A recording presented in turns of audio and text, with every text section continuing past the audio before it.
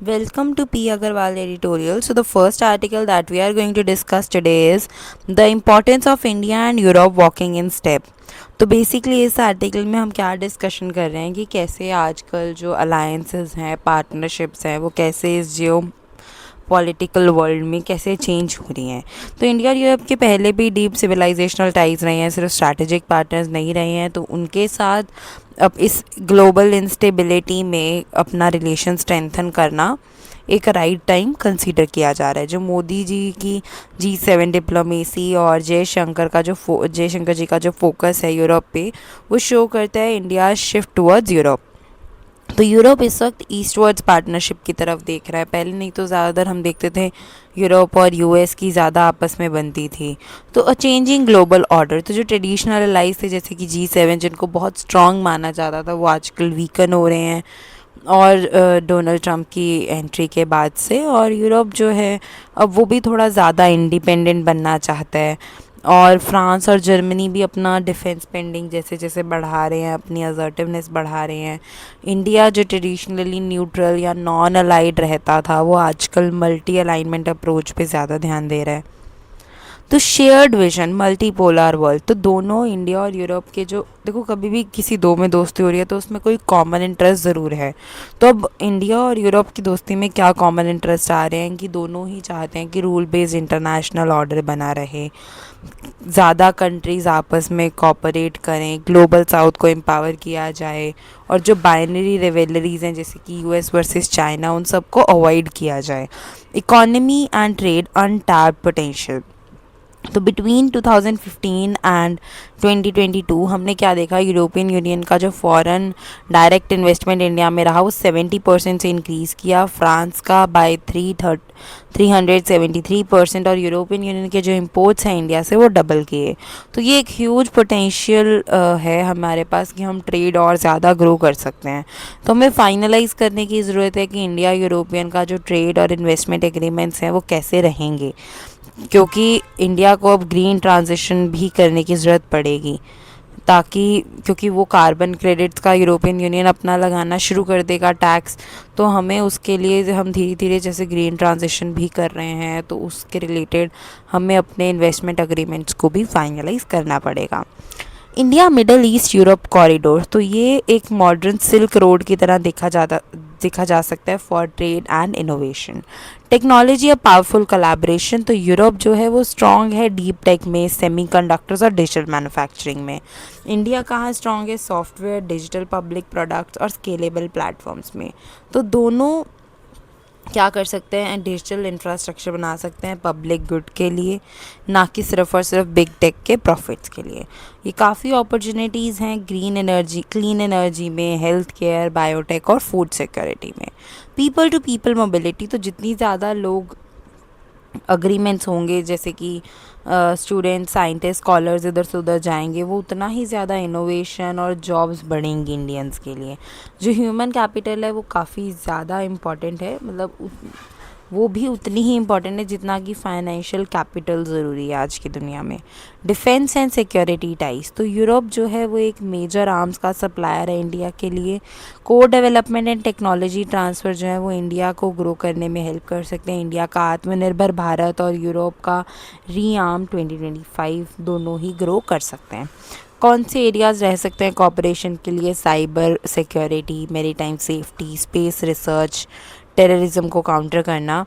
तो यूरोप जो है वो एक स्ट्रॉन्गर स्टैंड ले सकता है against Pakistan support of extremism.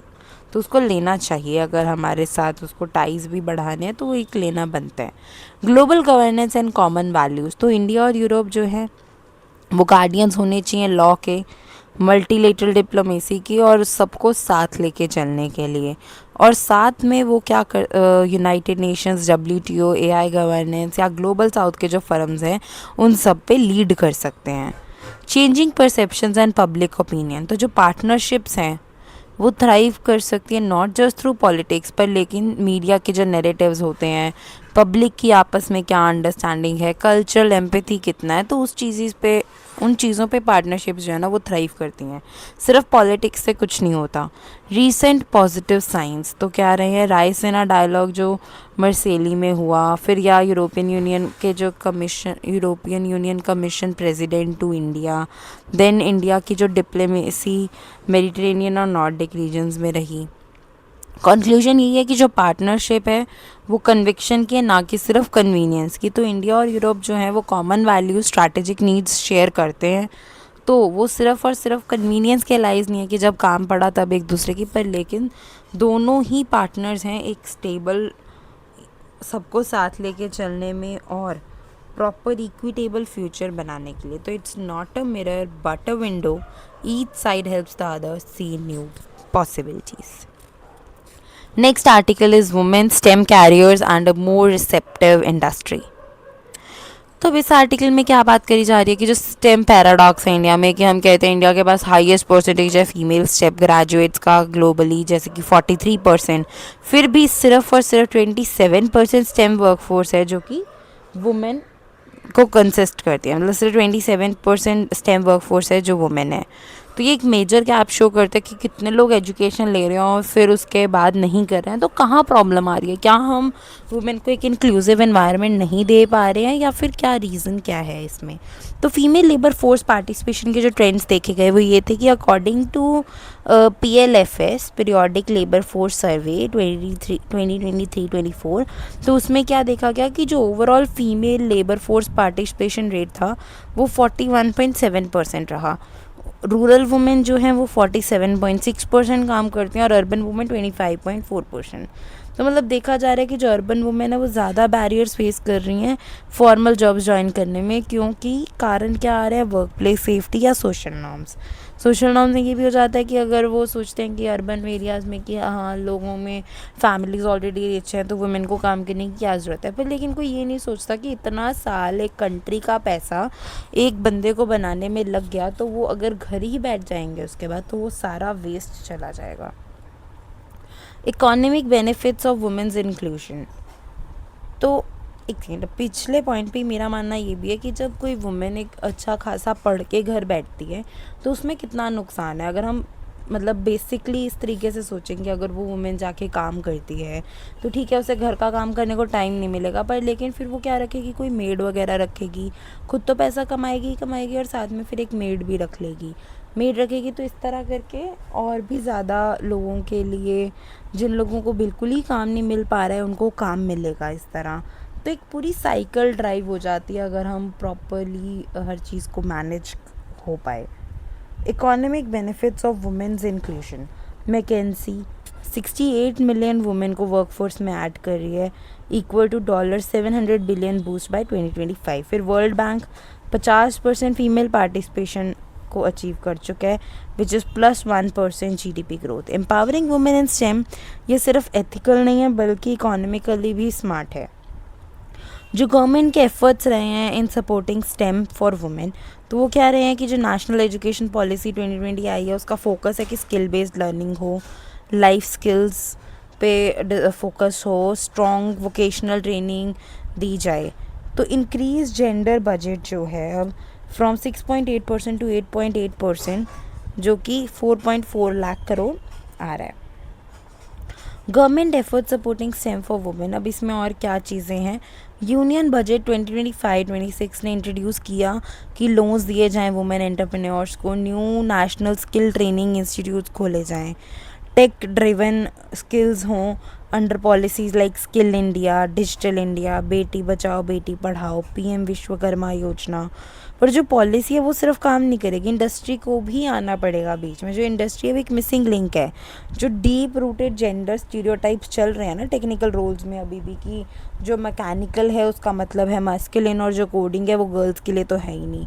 तो वुमेन जो है वो एबिलिटी लैक नहीं करती हैं, वो स्टेम इसलिए छोड़ती हैं क्योंकि जो वर्क प्लेसेस है वो उतनी वेलकमिंग नहीं होती, उनमें अवेयरनेस नहीं है फैमिलीज़ में कि हाँ इतना टाइम अगर एक बंदे को ऑफिस जाने के लिए 10 घंटे चाहिए तो उसको भी 10 घंटे काम करना पड़ रहा है। तो आके फिर वुमेन के पास इतना लाइफ ट्रांजिशन में सपोर्ट नहीं मिल पाता उन्हें। अब कोई भी इंसान 24 घंटे तो काम कर भी नहीं सकता, और अगर 24 घंटे कोई करने लग जाता तो फिर वो तो सही है भी नहीं। अब सुबह कोई अपना काम करके जाए, घर का खाना भी 3 बार बना रहा है वो अगला इंसान, ऑफिस भी जा रहा है और फिर उसने आके बच्चों को भी उसी ने देखना है, तो कैसे सब चलेगा? सेफ्टी एंड पे इनइक्वालिटी। पॉजिटिव इंडस्ट्री एग्जांपल्स, जो काफ़ी प्राइवेट फर्म्स हैं अब, वो मेंटरशिप ऑफ़र करती हैं, कॉलेजेस के साथ पार्टनर करती हैं, ट्रेनिंग प्रोग्राम्स रन करती हैं। एग्जांपल क्या है कि UN women's we STEM program, जो कि मध्य प्रदेश, गुजरात और माइक्रॉन फाउंडेशन के साथ चल रहा है। तो वुमेन को वो ट्रेन करते हैं स्टेम स्किल्स में, प्रमोट करते हैं फैमिली और कम्युनिटी अवेयरनेस, फिर वर्क प्लेस सेफ्टी पे भी उनका फोकस रहता है। फीमेल रोल मॉडल्स जो हैं वो क्लासरूम्स में इंट्रोड्यूस करी जा रही हैं। तो ब्लूप्रिंट क्या है इंडस्ट्री लीडरशिप का? तो व्हाट इंडस्ट्री कर क्या सकती है? वो कॉलेजेस के साथ पार्टनर करे, direct education to job pipelines को डेवलप करे, क्रिएट करे मेंटरशिप नेटवर्क्स, अडेप्ट करे work place policies to support safety, work life balance, career transitions. Investing, अगर हम वुमेन को इन्वेस्ट में स्टेम करना वो एक ऑप्शनल नहीं है, वो क्रिटिकल है अगर हम चाहते हैं नेशनल डेवलपमेंट हो, सोशल प्रोग्रेस और बिजनेस ग्रोथ हो। फाइनल मैसेज यही है कि जैसे आज जुलाई 15 है वर्ल्ड यूथ स्किल्स डे, वो हमें ध्यान दिलाता है कि कैसे यंग वुमेन को राइट स्किल्स देना कितना ज़रूरी है। अगर इंडस्ट्री को इग्नोर नहीं करना है स्किल्ड वुमेन को स्टेम में, जब एक वुमेन अर्न करती है, लीड करती है, खुद इंडिपेंडेंट होती है, जब पैसा कमा रही होती है, तो उसका से बढ़ता है फैमिलीज़ में, वो बोल पाती है, वर्क प्लेसेस में अपने राय रख पाती है, पॉलिसी रूम्स में उसकी आवाज़ आती है, इंडस्ट्रीज़ में वो अपना लीड करती है। तो वॉइस जो है वो फाउंडेशन है फ्यूचर रेडी इंक्लूसिव इंडिया का। So these were the articles for today. Thank you.